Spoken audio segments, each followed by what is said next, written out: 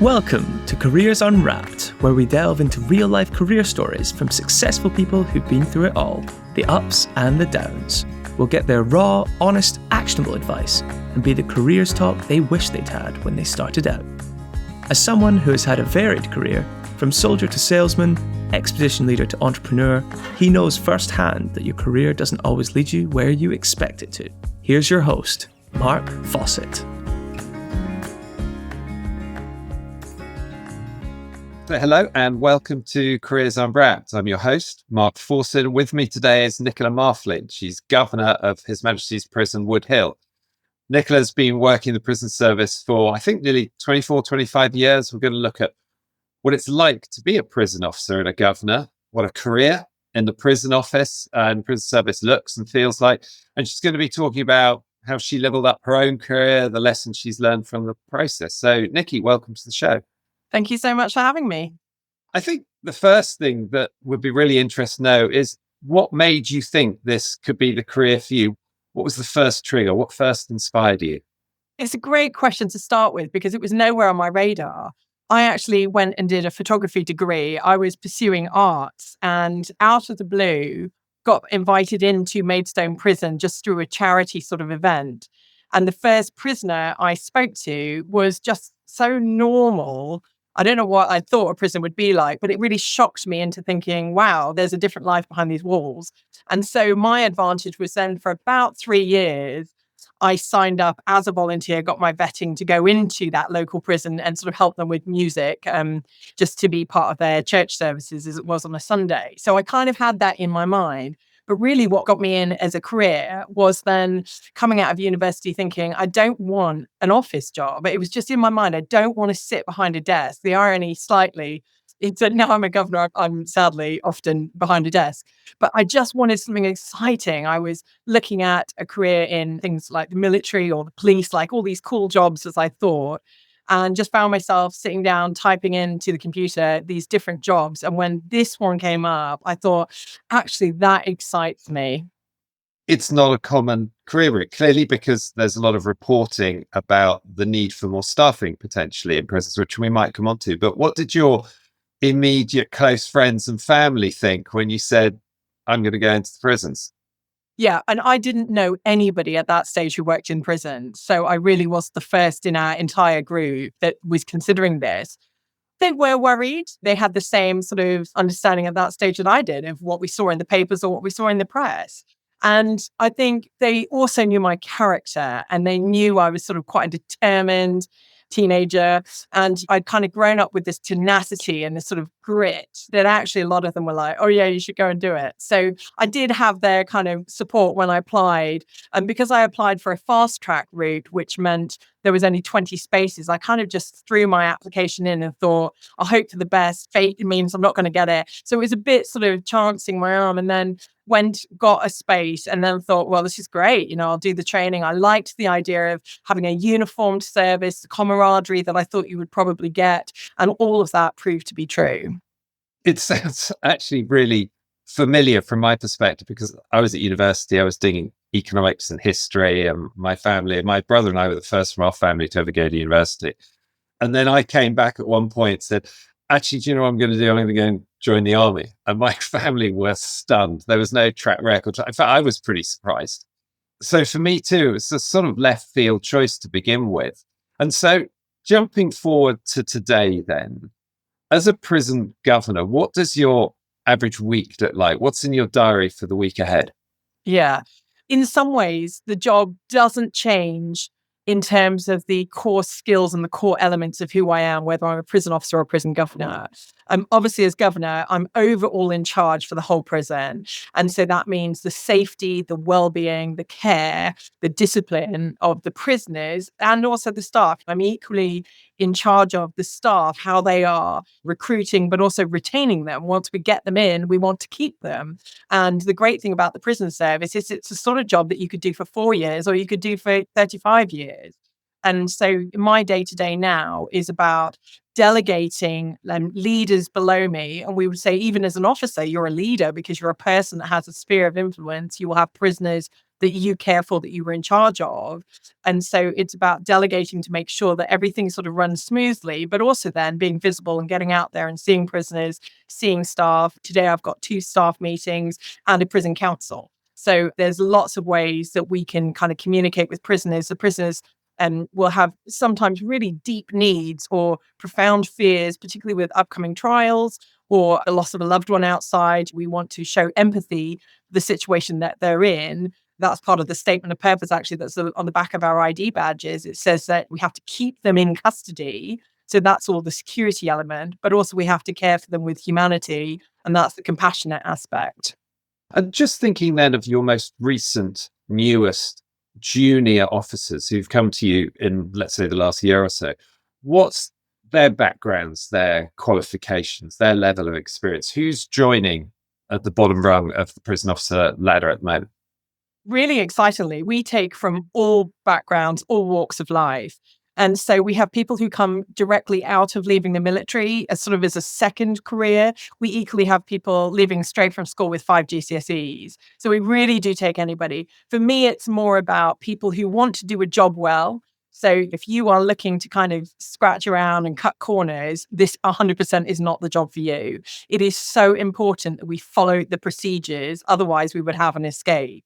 And so that is really important. But equally, we will take people who just have a real passion to join a worthwhile career, and we will train you, we will look after you. And so for the newest people that are joining us, I've actually just increased the pool, the size of our new colleague mentor program, so that when people get here, we've got more people who will really sort of hold hands and say, this is how to do it. Because once you arrive back from training, you have 2 weeks of shadowing and then you are out on the wing. So we want you really early to start getting your hands dirty, get stuck into the job.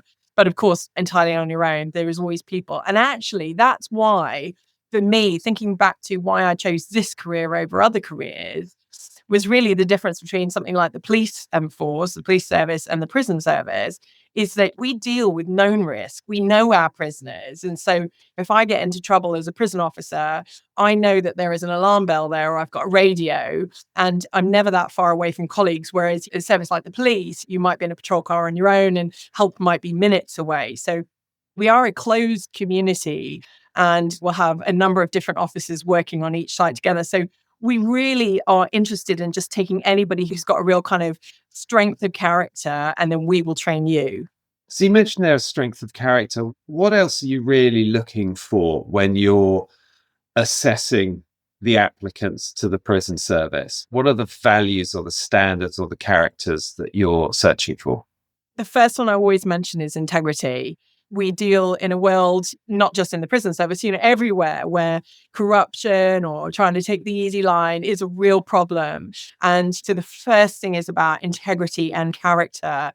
We can then build on that. I think the second one is, like I said, wanting to do the job well, but also just having that tenacity to keep going. You do need a resilience to do this job. And some people do apply, and then within 3 days are like, I've made a mistake. And actually, we probably could have spotted that too. So let's all be honest with each other. This is a difficult job, but I love it. The reason I'm still here 24 years later is because there's still something that drives me to come to work every single day. You get to save lives, you get to change lives, you get to transform and be that kind of almost mentor. It's a bit like where we think back to our favorite teacher. I can name the 2 teachers that really impacted my life. And that's kind of who we want to be as prison officers as well, is to help some of these guys address their offending behavior and decide to change their lives around. And the thought of somebody coming into this job who's got that real ability to influence, to listen, to impact lives is exactly what we're looking for in our new officers. Now, we've all seen the movies, seen the films with prisons at the heart of them. A lot of them American films, everything from Shawshank through to Scar. What are some of the real misconceptions or stereotypes, if you want, about prison officers that you see all the time or that you'd like to dispel? Yeah. Well, it's really interesting how many people who don't work in the prison service assume that because I'm a woman, I work in a women's prison. So that's the first misconception that I often deal with. And I think the other thing is that you assume that a prison officer is going to be predominantly male, tall, big, muscly. Like, that's what I thought when I joined. And then I met a prison officer who herself was about 4'6". And we really do involve ourselves in all types of personality and person to be prison officers. And it really is about having that skill to be able to talk to people and to talk people down as well. That ability to wade into conflict, but be able to just calm it. So I think the big films where it's violent and there's weapons and electric doors, actually, that's not the reality. The reality is prisoners will call me Nikki, but I will still have a sort of line of respect there that I do expect them, because also that's about teaching them boundaries. So we want to celebrate when achievements are made. One of the things that we are trying to do, for instance, is where we have prisoners who have particular difficulties or learning difficulties or just are not making progress and moving forward. We want to try and engage with their families. And so we want our prison officers to have the skills to talk to families as well as to talk to prisoners, and also people who want to stay with us and really forge a career out of this. There are so many things that the prison service offers in terms of improving yourself as an individual, as a leader, whether that's apprenticeships that you can do for free through the prison service, all that kind of thing. So people that actually want to be here are not just looking to pay their rent or pay their mortgage. So your particular prison, Woodhill, just give us a picture. How many prisoners are there and what types of categories of prisoners do you have? So at the moment, we've got a couple of wings just temporarily closed. So we're sitting at just under 400 prisoners, and we hold category A prisoners down to Cat B, and then we will regrade people to category C and then move them onto a Cat C prison. So what does category A and category B mean to outsiders? What sort of crimes have they done? How long are they in for? How are you judging that? So there's 4 categories at the moment. So the category A is the highest. Those are the people for whom escape must be made impossible. And so we have a few of those sort of scattered around the prison because originally we were a category A prison. So we are built to that specification. And then the majority of who we hold is category B prisoners. So those are people that would have all sorts of different types of crimes, but they will have a certain length of time, maybe anything just from sort of a couple of months up to many, many years. So it really is a mixed bag. It's not just kind of like you're going to only look after murderers or whatever. We've got a whole shebang of people here. And the difficulty and the interest of working in that kind of community is that you really are different things to different people. But a category D would be an open prison. And if somebody was serving a long sentence of sort of 25 years, the idea is that they sort of progress through the stages and then they get to an open prison before they're then released. Because what we try and do is make sure that people live law-abiding and positive lives, both in custody and also on release. So it isn't about a holiday camp. It's the usual thing that I hear on sort of Twitter and stuff like that. It's about preparing them to be released, preparing them to have the skills to actually be able to go back out into society and not move back into a life of crime again. So obviously there's a key area you've mentioned around security. There's a key area around the development of the person, the prisoner, trying to move them down the categories and hopefully ultimately trying to have them not reoffend. But in all of this, especially with category A prisoners, an outsider would be thinking, how much violence am I going to face? If I become a prison officer, what's it actually going to be like that? So what is the real level of threat or of fear that a prison officer has to deal with? Yeah. That's the question we all want to ask, isn't it, when we're considering a career in the prison service? So it's the right question to ask. I think it really differs on the prisons that you're at.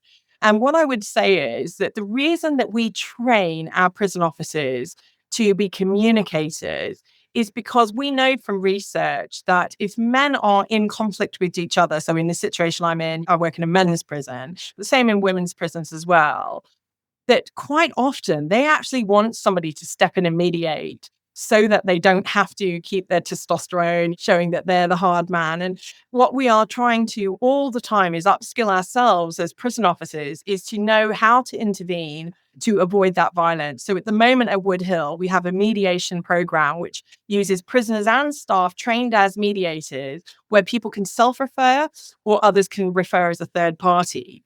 But the truth is, we will never, ever 100% completely eradicate violence from prisons. So yes, you are likely to see conflict. And as much as I would like to say you will never get hurt within this career, you may get hurt. And we do everything we can to reduce that. But I think I was assaulted twice as a prison officer when I worked through about sort of 10 years worth of service when I was in uniform. And neither of those times was I badly injured. So an assault can be anything from being spat at to really being seriously hurt. And so it isn't as manifest as I think people worry about when they come in. There are some prison officers who are never hurt throughout their entire career, but equally never have to use force in their entire career. And then you have other prison officers who will have both of those things within their career. But certainly it's something we take very, very seriously. And I go up into the wings all the time and I never worry about getting hurt. We train people, we give people the proper equipment to know how to respond as they can feel things starting to escalate. And just trying to get under the skin of the role and what it actually feels like.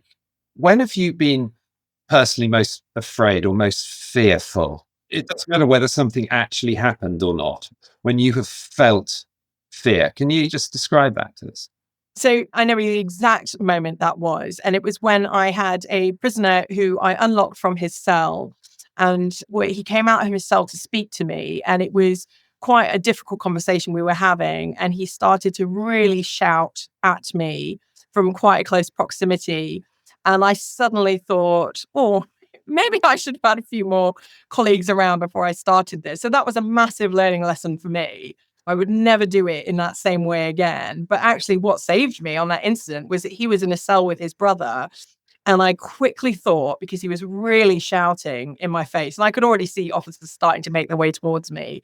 But what saved me was his brother was in his cell. And so I reopened the door and I said to his brother, I'm not going to talk to him while he's shouting at me like this, and just fronted it out. And his brother said to him, mate, you need to calm down, and got him back under control. And I said, thank you. And then I said, right, I will speak to you about this, but don't shout at me.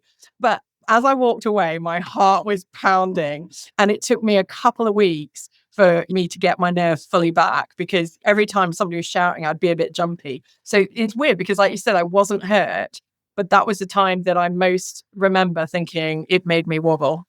I found myself when I was in the army that when violence was actually happening was never the time that I was feeling fear, because I had things to do then.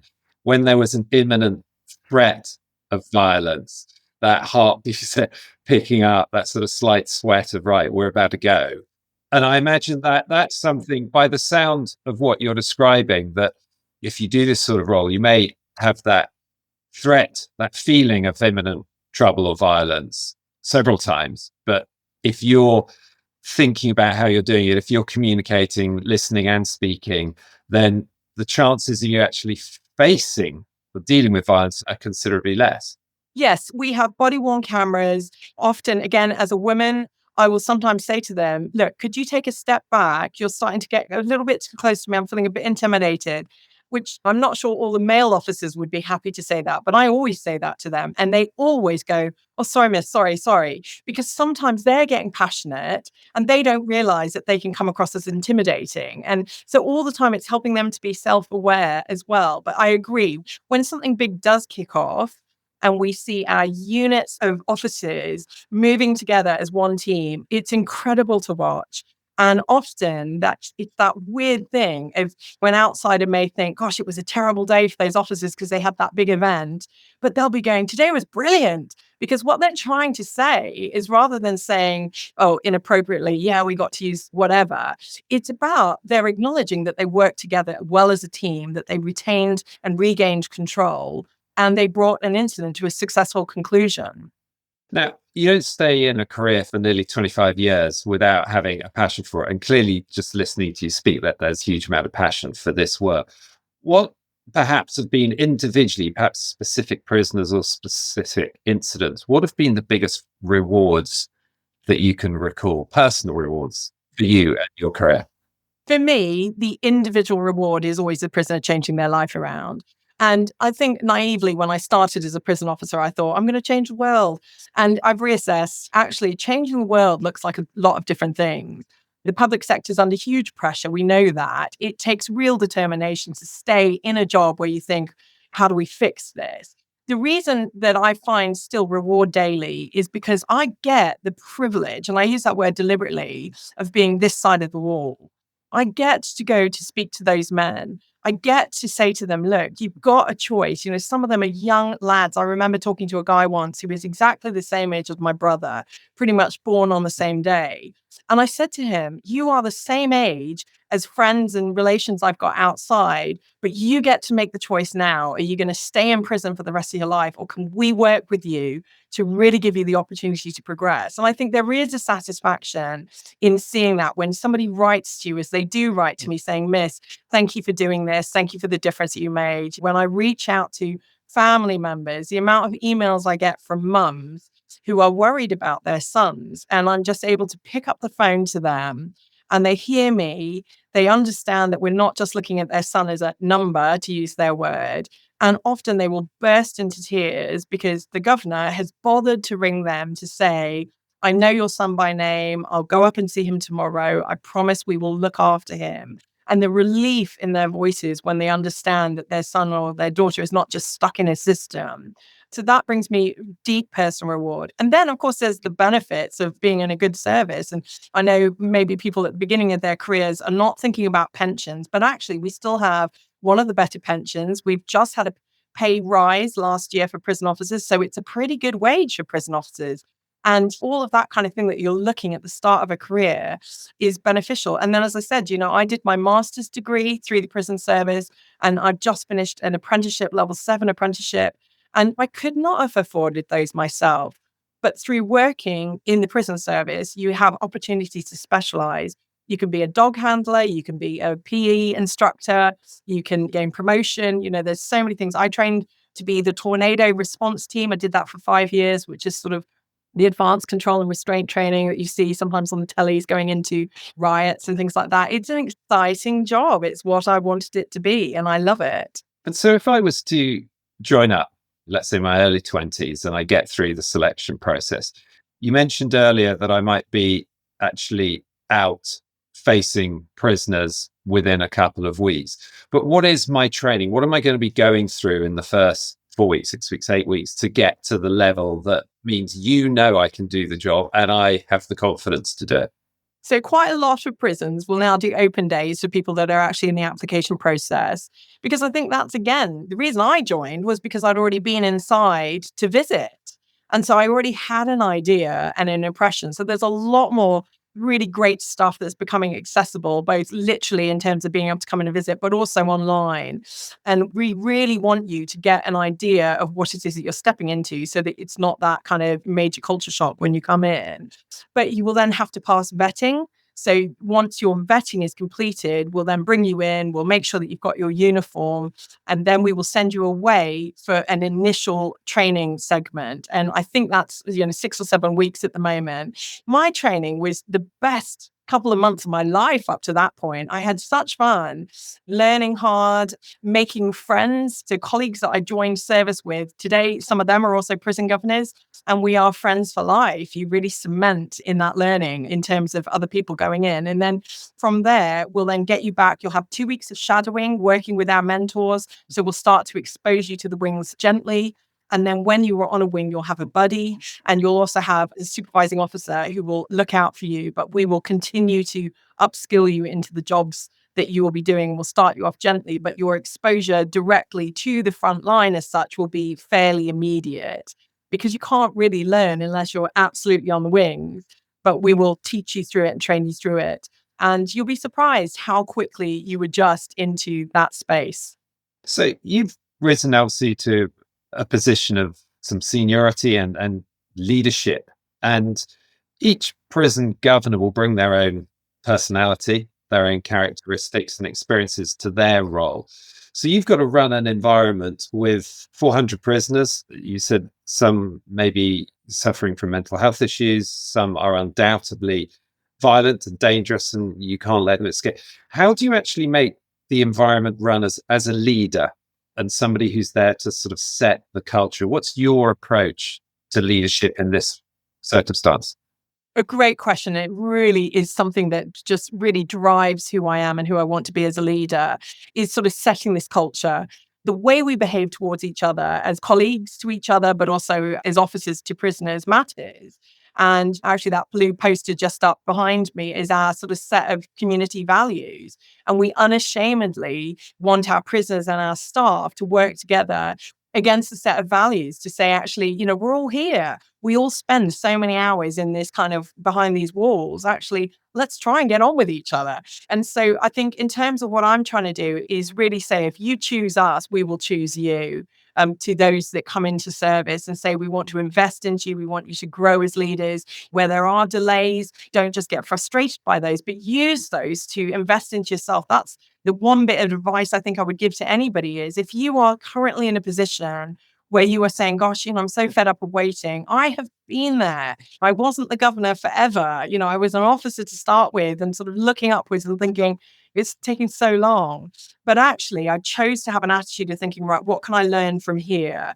Even from leaders above me or people around me, how do they do it? Right, I'm going to take that bit. I'm going to remember that. I'm going to try and invest that into what I'm doing. And so we have that within our prison, but also we do sort of staff days, we do reward and recognition where we really want to celebrate the people that are doing things well. And it's not always about achievement. It sometimes is about their attitude, their kindness towards each other, looking out for a mate, looking out for a colleague who's struggled. All of that kind of stuff builds into an environment where it isn't just keys and gates and locks. It can't be that. It would be such a hopeless environment. It's about investing and ingesting hope into the lives of the men that live here, but also into a place where people want to work and come to work.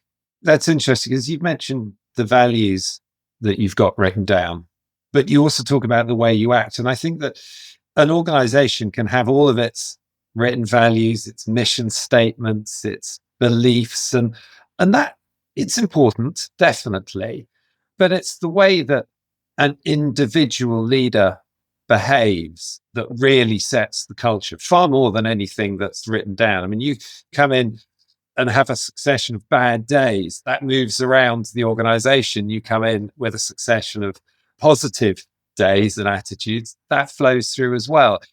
How do you personally set your own standards or keep yourself up and vibrant as a leader?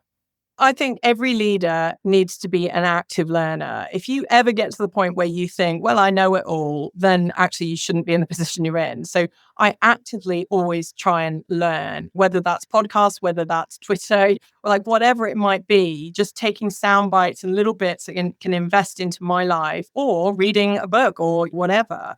And then in terms of who I am, I remember the quote that says, every leader is contagious, or the attitude of every leader is contagious. And, my attitude is about my own self-regulation. So I am allowed to have bad days. But what I'm not allowed to do is thump the table and bang the table and shout and stuff, because if exactly that then becomes too contagious. And so that has a level of self-discipline to acknowledge I'm having a bad day. Therefore, I'm just going to shut my door and I'm just going to make sure that the queue outside gives me sort of 10 minutes so that I can calm back down.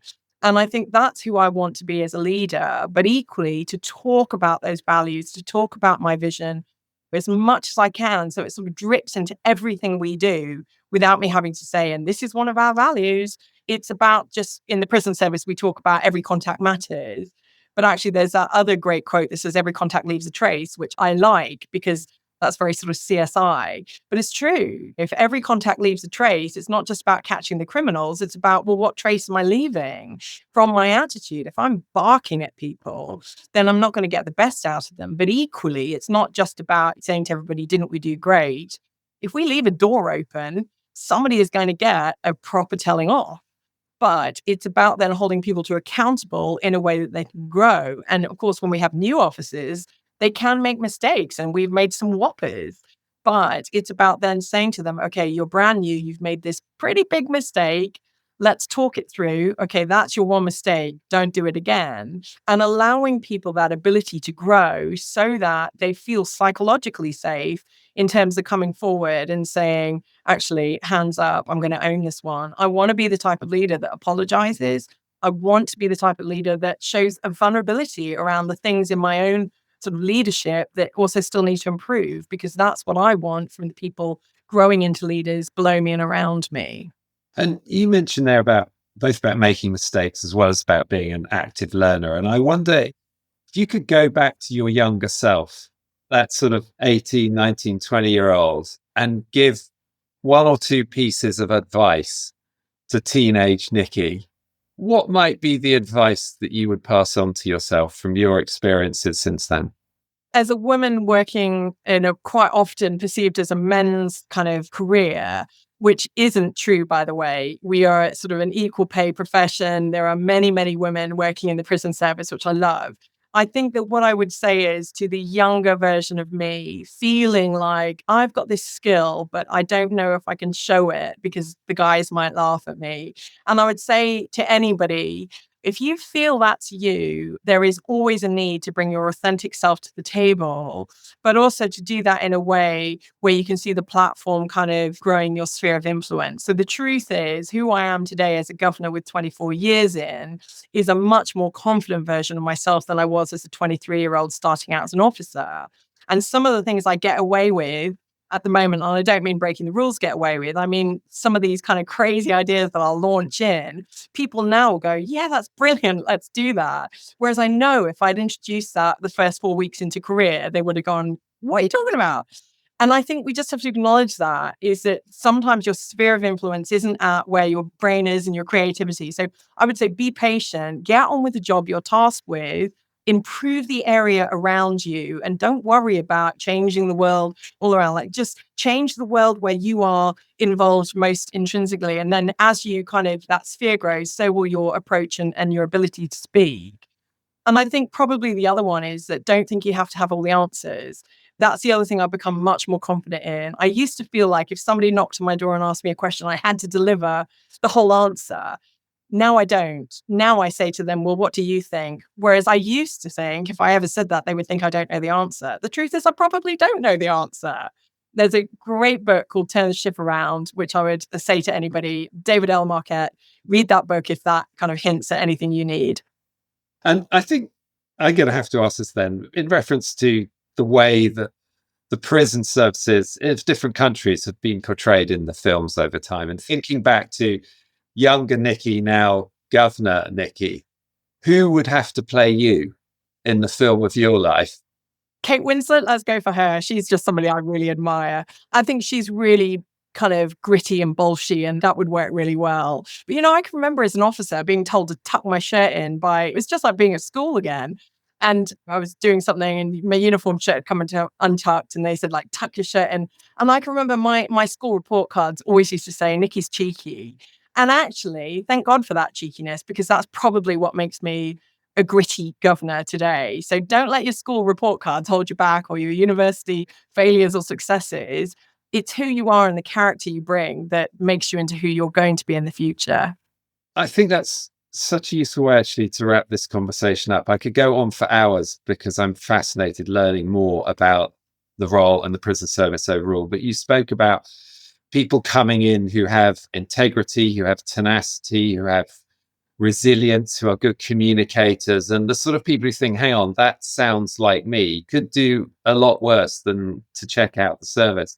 But I think one thing you said right at the end repeated something you said early on about improving the area around you. And I think that regardless of the career route that somebody goes into, and obviously I have the privilege with this program of talking to so many different people from different careers, that at any stage, if you are thinking, what can I do to improve the area around me, you are going to be moving forward and you're going to be learning.